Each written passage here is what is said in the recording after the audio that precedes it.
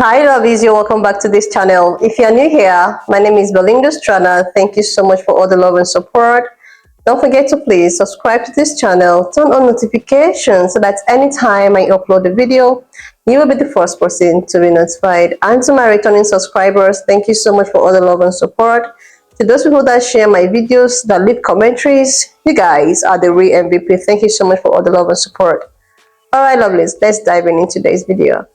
So lovelies, I came across this video on my For You page on TikTok, and I thought to share with you guys where black women are out to share their experiences in the healthcare sector, like what they go through, and since everyone is just, sharing their own experience and opinions. I'm just going to roll the clip as well as some of the stitches I was able to put together. Please leave me your own thoughts in the comment section and let's dive into it. Racism is a public health crisis. Story time. I'm a nurse. I was one of the nurses that traveled around this country taking care of coronavirus patients during the pandemic. I started in New York, and from New York I went to Philadelphia. And I was working in one of the most prominent hospitals in the ICU there in Philadelphia. And this is what I saw with my own eyes. There's a black woman, a mom and a wife. She had 2 twin boys and a husband that loved her intensely. She came into the hospital, into the ED, complaining of shortness of breath. Chest was tight and heavy. She tested positive for coronavirus. She stayed in that hospital for a long time, and her husband could not go with her, so there was no one there to advocate for her. She was already weak when he dropped her off, but because of quarantine laws, he could not go in. She called him on the phone, on her cell phone, and she said, "Baby, I think we need to leave. Come and get me. I think I need to go to another hospital." He said, "Why?" She said, "Because I've been sitting here, and it's getting harder and harder for me to breathe, and nobody's come in this room." He told her, "Baby, the hospitals are full, and right now they have you in a room. So it's best for you to stay there, and let's find out what they see." So she did. He said, "I'll stay on the phone with you." They stayed on the phone talking. He talking to her getting more short of breath until her phone died. He said about 3 hours later, she called him, still short of breath, and said, "They're sending me home." He said, "Are you sure? Baby, you sound worse." She said, "Yes, they said I'm not sick enough, and if I get any sicker, that I need to come back." So he came and picked up his wife. She stayed at home for 2 more days. She returned back to the hospital, where they put her in an ER room again and left her there. And when they came back into the room to check on her, they found her completely unconscious. They intubated her, and that's when she ended up in the ICU where I was her nurse. I talked to her husband on the phone, and I know that he was talking to me about her, trying to humanize her to me. What he didn't realize is she was already human to me, to this black woman who was the exact same age as her. In talking to this man, he told me that she was the love of his life. They met in high school. He never loved anyone else. And he begged me to please do everything I could to help his wife come home to him and to their twin boys. And I promised him that I would. I promised him that I would do everything that I could. And she remained my patient for the next 3 days.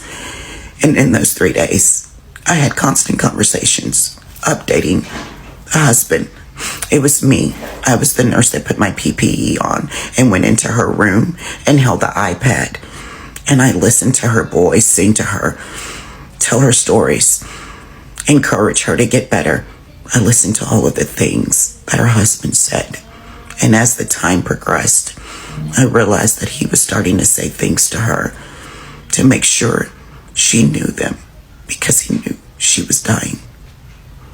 I was the nurse that stood at her bedside and held her hand while she took her last breaths.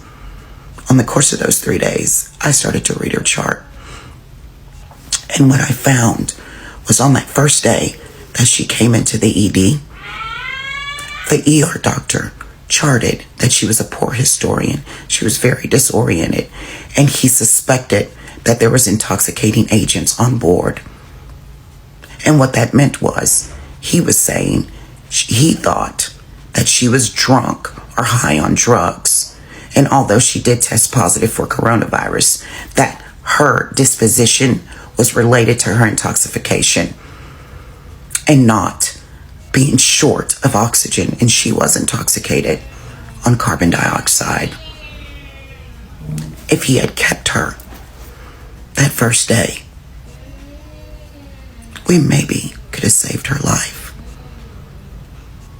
But because he looked at that black woman and assumed that she was on drugs, he sent her home, and she ended up dying.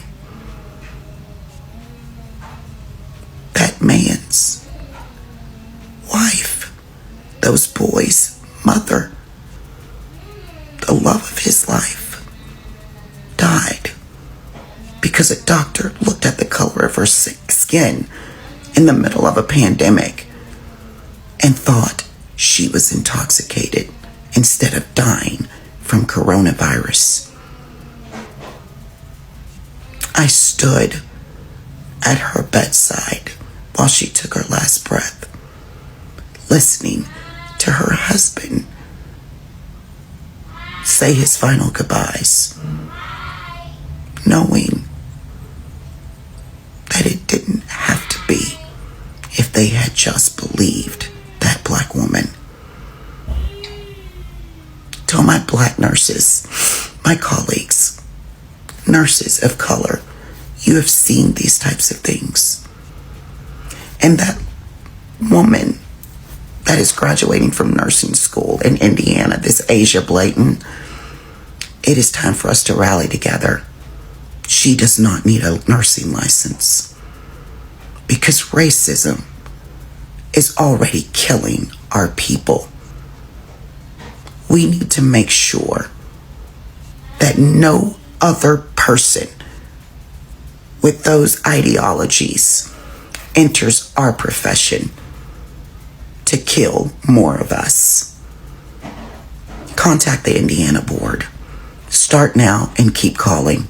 She should not even be able to sit for boards. She's already shown us who she is. We would be foolish not to believe her.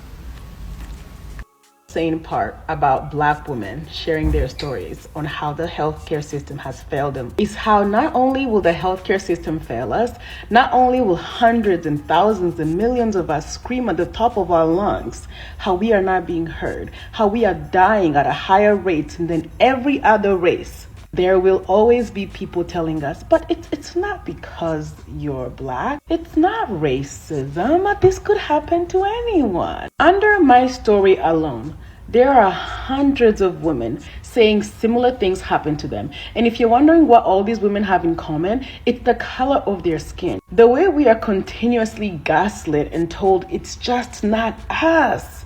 This is common. There are doctors out there who still believe we can handle more pain than people who are lighter skinned. Maybe some of you want to choose to believe the world is a better place than what it is, but the reality of it is Black women are constantly fighting to simply stay alive because of the healthcare system that is in the United States. I almost died twice while giving birth, and I almost lost my baby the last time I gave birth simply because I am a Black woman giving birth in America. On the last day of Black Maternal Health Awareness Week, I am going to share my story. Even though this is not my favorite story to share, I'm gonna try very hard to get through it. Son was born at 41 weeks. I did not want to have a C-section, but I also was not going into labor naturally. So they informed me that I had to be induced. And when I got to the hospital, they gave me Pitocin, and immediately the pain was way too much and I could not handle it. So I had asked for an epidural. They gave me the first epidural, and the epidural did not work. The doctors came back and said maybe it's just how the epidural was administered and to just wait it out, and they will come back and give me another one.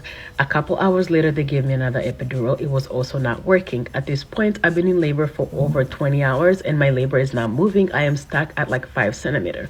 The doctor then informed my husband and I that I'm most likely going to end up getting a C-section. But because I'm not catching the epidural, during my C-section, I'm probably gonna have to be under. They're gonna have to use different forms of anesthesia, and I won't be awake during that C-section.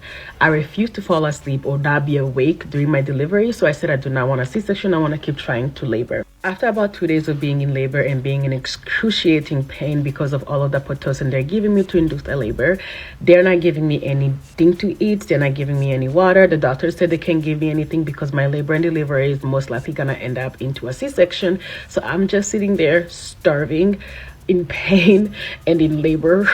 I had my mom and my husband there with me, and I remember both of them asking for them to give me food, at least something to drink. I think my husband literally told the nurse like she needs to drink something. She has absolutely no energy to continue doing this labor.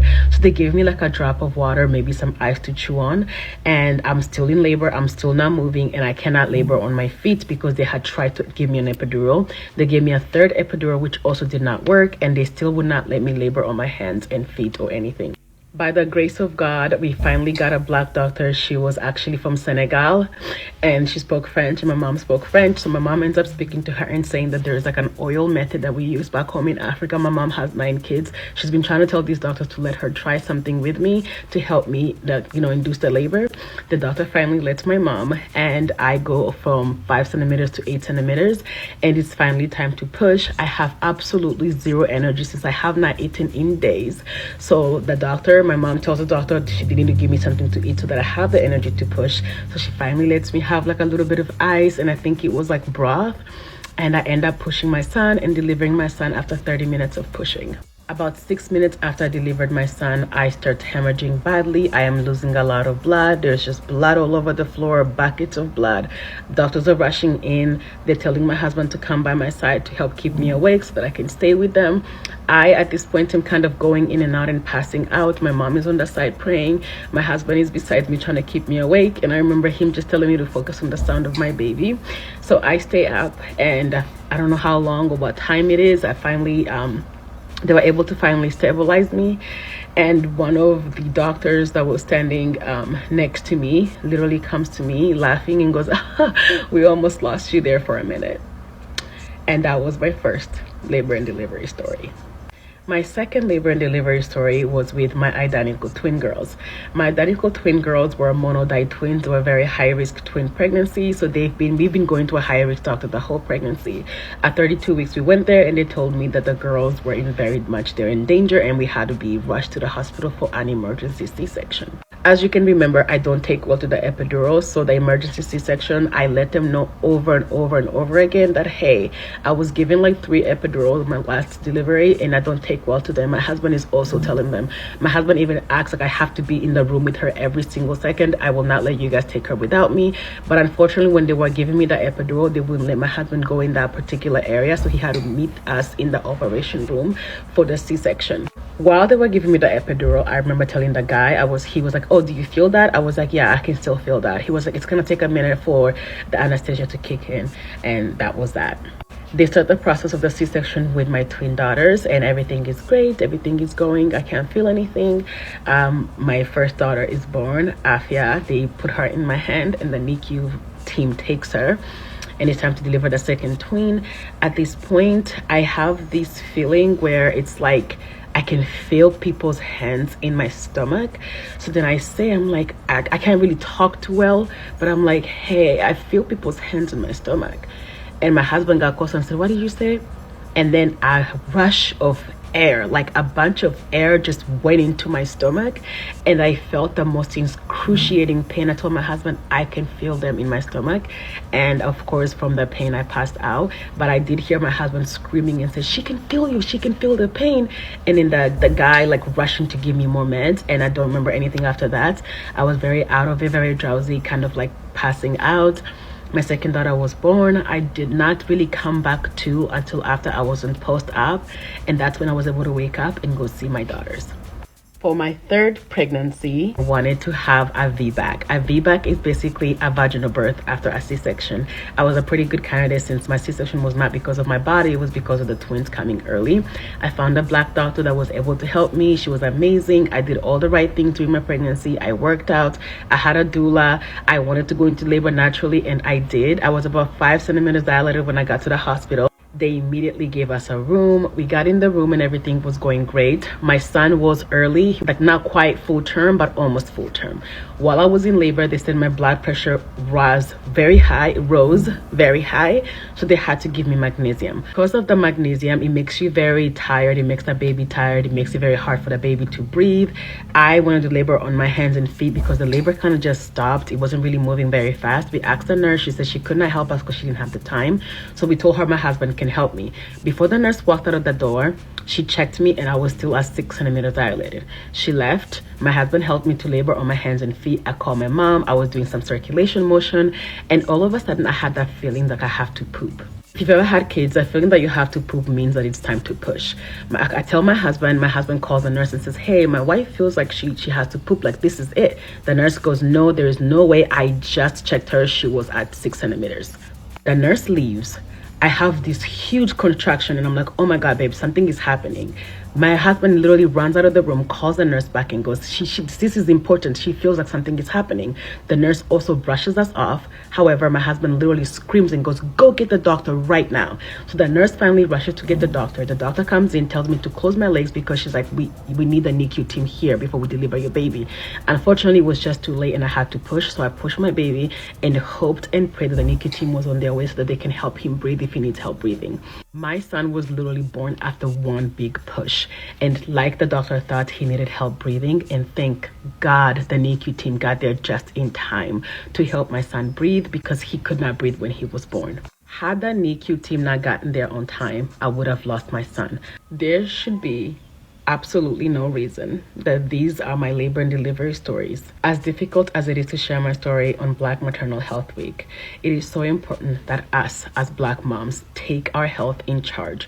It is important to have someone there that will advocate for you. It is important to try and find someone who looks like us in these spaces. I hate that this is my birth story. I hate that it's my birth story simply because I'm a Black woman in America giving birth. But I do hope that my story helps another mom know what to prepare for, how to prepare, and know the importance of having someone there who can advocate for them, because I should not have to worry about losing my child because a nurse didn't listen to me. I should not have to worry about losing my life because a doctor didn't listen to me. But unfortunately, we live in the world that is, not in the world that should be. Black women are 4 times more likely to die during labor and delivery compared to all the other races. Also have increased risk of pregnancy-related complications. Unfortunately, my story is not unique. There are so many other Black moms who have the same exact story. I am thankful for weeks such as Black Maternal Health Week. I am thankful that my kids are here and they're healthy and they're safe. I am thankful that I'm here and I'm healthy and I'm safe, because unfortunately, there are so many other Black families who cannot say the same, who cannot say their babies are here, and who cannot say that their wives, their sister, their mother is still here with us. Okay, so this comment here, it's not just Black people. Women in general get treated like shit. Women in general get treated like shit in this country or around the world because you are a woman. That is just a fact, right? But that's not what we're talking about here, right? And it's gaslighting, and I'm going to tell you honestly, it's insulting and hurtful to Black women, right? When I say hurtful, I mean we understand that this is the response that we get anytime we try to highlight things that happen. Now, I also said in my post, I said, I understand that all women and all people experience at some point, you know, someone, or maybe you've experienced what I would call medical negligence. Medical negligence is much different from being targeted as medical racism. When you are looked at because they are taught in school, doctors and nurses, that when they're taught that Black women and Black people in general don't feel as much pain as white people, as their white counterparts, right? That is what is taught. So this is what's embedded in them. And these are the people that are treating us at hospitals. Now, this didn't just happen overnight. This is something that, again, was embedded. Let me show you what I mean. So James Marion Sims, a 19th century Alabama surgeon, heralded as a father of modern gynecology, pioneered a treatment for vasculovaginal phytoles, a condition that affects bladder control and fertility in women. Between 1845 and 1849, Sims carried out experimental surgeries on enslaved women. Now, it was said that they didn't even use anything like anesthesia. This was just cutting them open and just experimenting on their bodies. It was without the use of anesthesia because, again, they think that black people don't feel pain. Again, it says here, Sims believed that black people could endure more pain than white people and is considered a form of racism and still present in the field of medicine. Okay? From medical school students in various racial and ethnic backgrounds to primary care doctors of small and large practices, this bias has adversely impacted the health outcome of black Americans. The only comment that should have been underneath that post that I made was, I'm sorry that you experienced these things. I'm sorry that from almost the beginning of modern medicine, you guys have been targeted and treated less than human. It's not a flex that this happened to us. He didn't post that to brag. I don't post that so that we can say, whoa, look what's happening to us. You think that this is something that we want? It's sad that even 2023, this is the response that we get. Like, seriously, lovelies, oftentimes this healthcare thing has been the order of the day. The way at which, black women, black people, and all of that is being treated in the health, here or the health sector. And when these people decide to complain, they tend to say that, oh my God, this has nothing to do with race and all of that. This it's just something that's usually happens. So why is it that this thing that usually only happens to only black women? Why is it that it's not happening all over the place, or it's not happening with other, race and all of that? Why is it that this only happened or happens to only black women? I posted a video one time reacting to a video that actually went viral, where a pan-colored person was actually, talking about how people of color never had anything that has to do with country. They never owned any country because they were so busy, picking curtains and all of that. And this is coming from a healthcare professional or a healthcare student. She is a nurse, in practice, and trying to go into,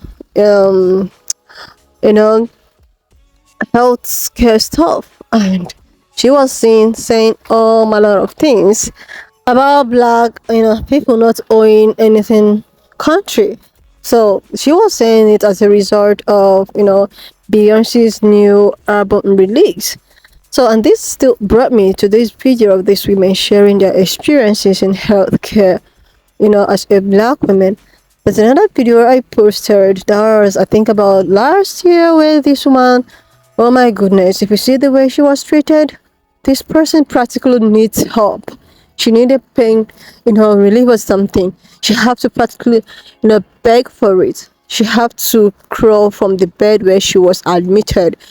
She found her way to the reception because she was actually looking for this. But the way she was ignored is just something not to write home about. So these are some of the experiences of these women. And when you talk or when you want to complain, most people will try to oh my God, the people complain too much. Oh my God, this is something that's probably going to happen.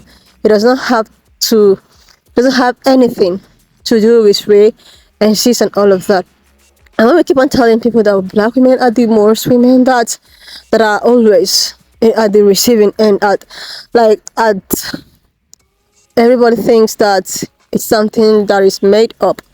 But with these people sharing their ideas, will just give you the idea of what I think that is happening.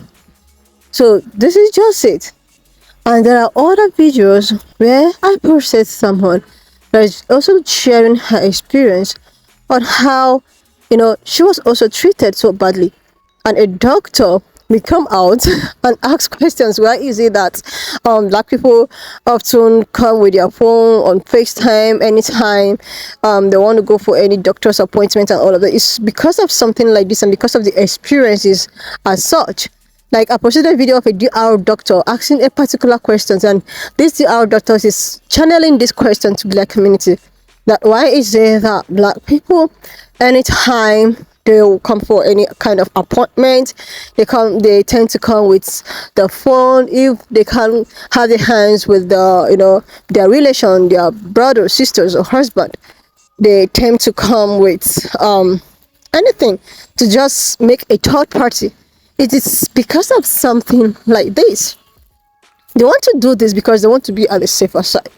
And he is asking this question as if he don't know what is happening. Like, a lot of people will just be so, I don't know, maybe they're acting ignorant, or that's just so ignorant to us pretend as if they don't know what is happening in the healthcare system concerning black women, most especially. Even someone giving birth, you just have to be very careful.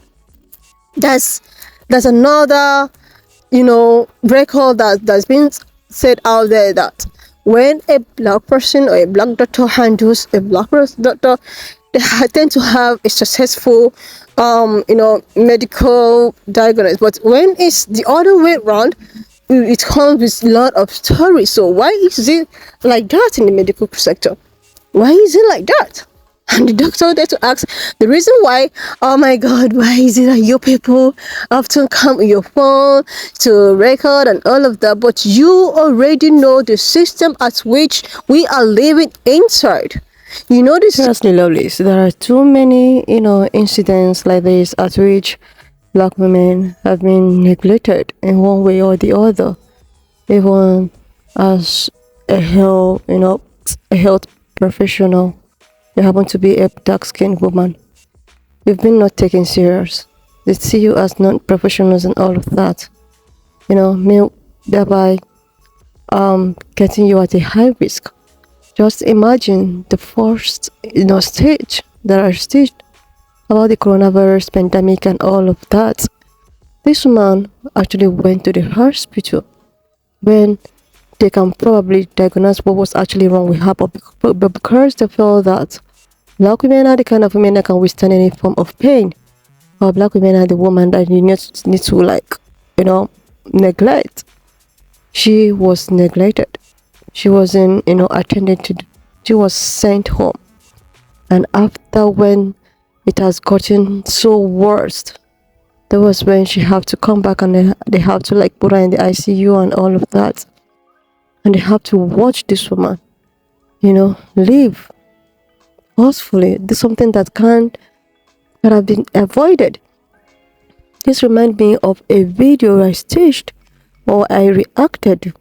This was what happened last week. Just last week, a 33-year-old influencer, or 36-year-old influencer, a mother of two, the same kind of scenario, like they are just the same thing. This mother of two, which I also reacted to a video in my channel, you can actually check it out down below. This mother, she was having series of problems and all of that. She went to the hospital, and she was diagnosed of fibroids. She was not really examined very well. She was told that, okay, you have fibroids, black women have fibroids and all of that, so you have fibroids, we just start your medication.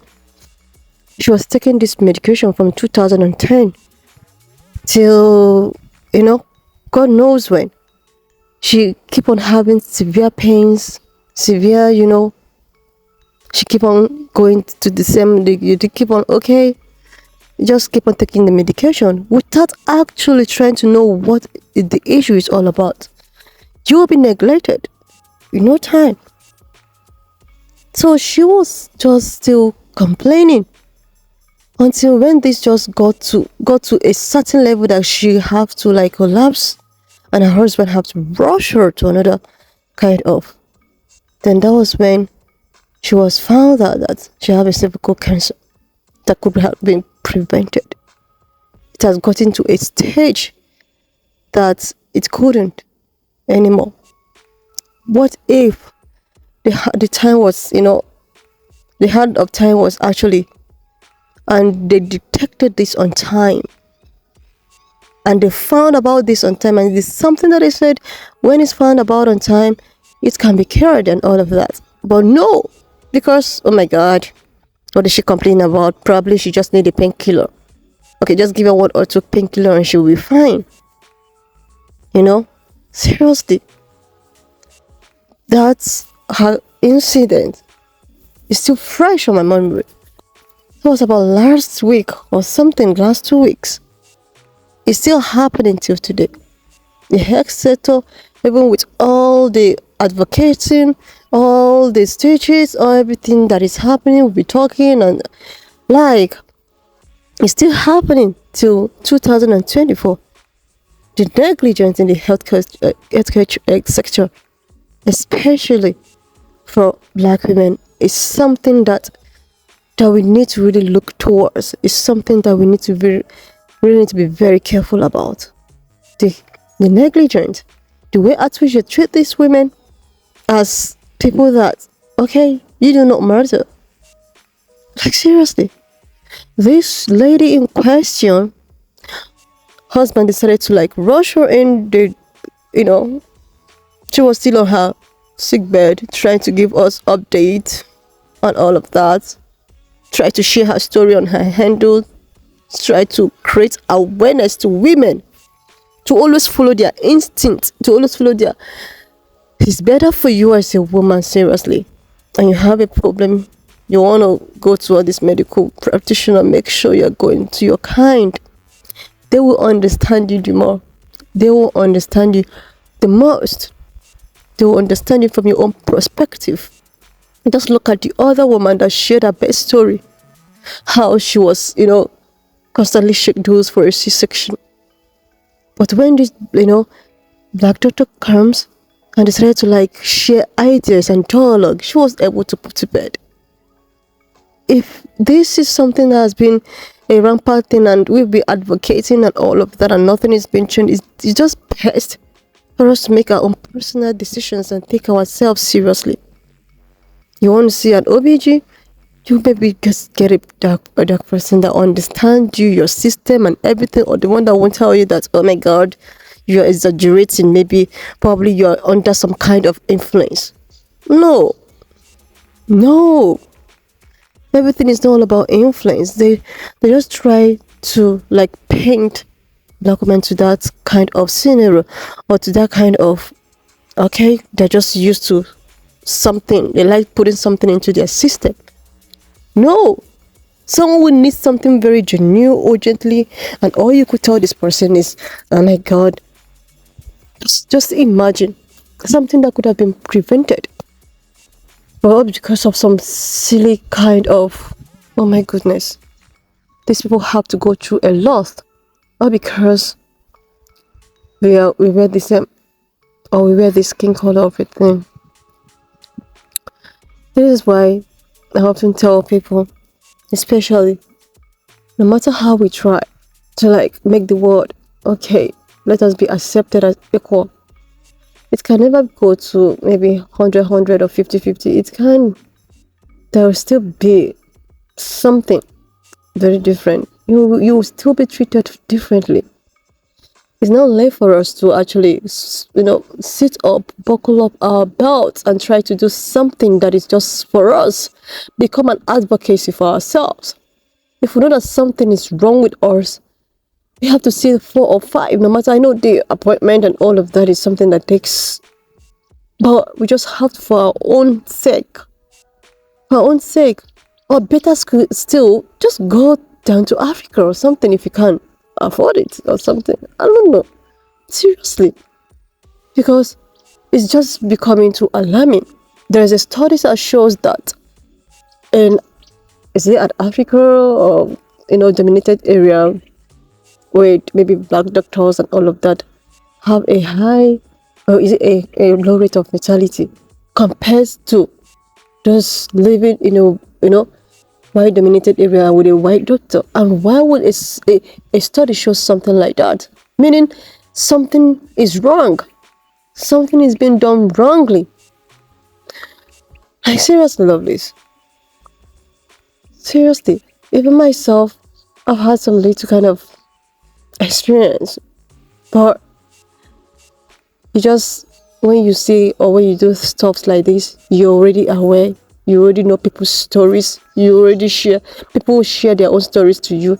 So before anything can happen, you already know where this person is going to. You already know where this person is going to. You have to stand up for yourself because your life is in your hands. Seriously, you have to really, because these people out there, nobody cares. Seriously, nobody cares. They don't care. So that's why we should always look out for each other.